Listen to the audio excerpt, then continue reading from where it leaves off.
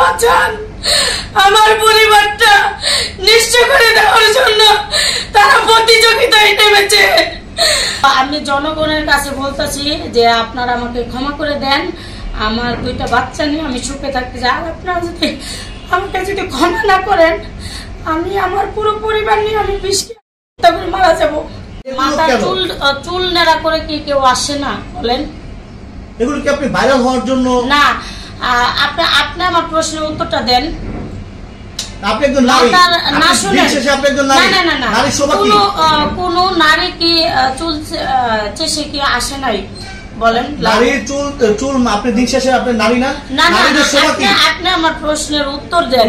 এখানে কি আপনার কি চুল কেটে কি কোনো নারী কি টিকটক বা ইউটিউবে প্রেজেন্ট হয় নাই?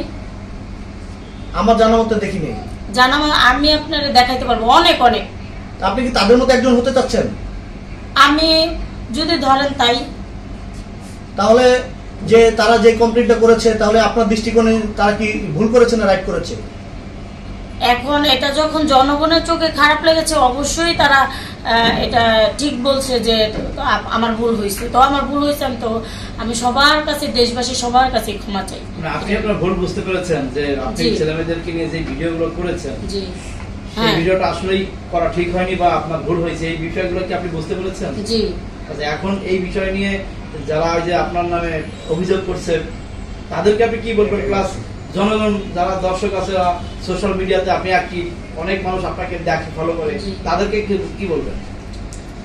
তাদেরকে ওনারা প্রথমে বলছিল যে আমাকে মামলা করে দিবে। এখন আজকে আমি যাওয়ার পরে, যেহেতু এটা সাধারণই, আমি ভাবছি ক্ষমা টমা চাইলে, লিখিত নিলে, আমি আর না করলে ঠিক হয়ে যাবে। তো ওনারা একদম ভাবে আমারে জিজ্ঞেস করছে, যা যা আমি সব সুন্দর মতোই বলছি। এখন ওনারা ফার্স্টে বলছে মামলা করে দিবে, এখন তারপরে দ্বিতীয়বার বলছে যে আমি ক্ষমা চাইতেছিলাম, একটু বারবার করে একই ক্ষমা চাইতেছিলাম। পরে বলে কি আমি ক্ষমা করলেও জনগণ ক্ষমা করবে না।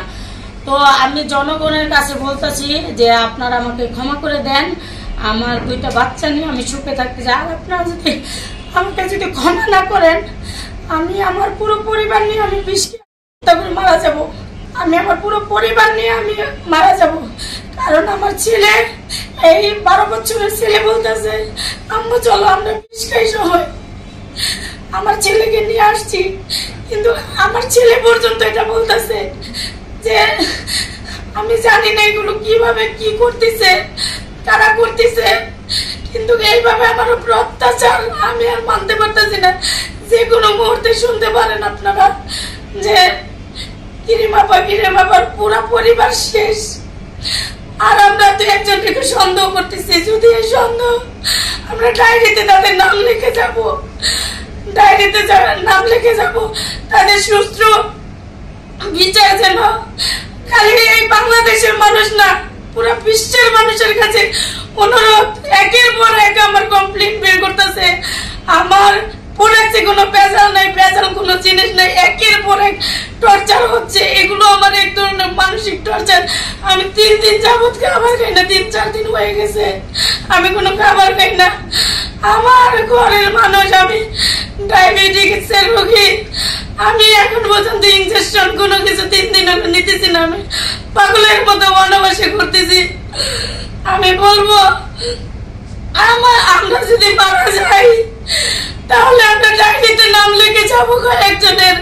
শুধু এই বাংলাদেশের মানুষ না, পুরা বিশ্বের মানুষ। আমি শুধু বাংলাদেশের সরকারের কাছে না, আমি বাংলাদেশের বাইরের বিশ্বের সরকারদের কাছে দাবি জানাই, আমাকে বর্তমানে টর্চার করা হচ্ছে। আমি 2টার দিকে আমার ওই আগের বাসা থেকে ফোন দিতেছে, আপনার এখানে তো লোকজন আসতেছে, পুলিশ আসতেছে। তো আমি পুলিশের প্রতি শ্রদ্ধা সম্মান রেখে বলতেছি, আমার পরিবারটাকে বাঁচান, আমার পরিবারটা নিঃস্ব করে দেওয়ার জন্য তারা প্রতিযোগিতায় নেমেছে। আমার পরিবারকে বাঁচান, আমি বাঁচতে চাই।